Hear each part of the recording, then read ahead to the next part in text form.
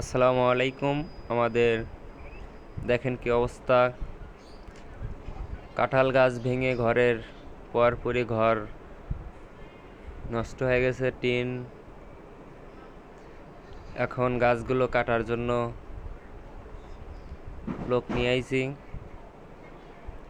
3জন লোক ভাড়া করে নিয়ে আইছি গাছ কাটার জন্য।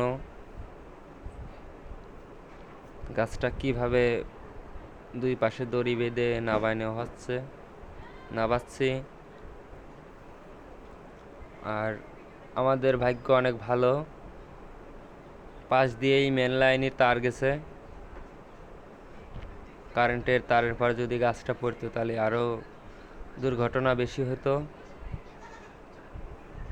দুর্ঘটনা কম হওয়াতে আমাদের ভাগ্য ভালো যে আমাদের গাছ কারেন্টের তারের পর পড়ে নাই।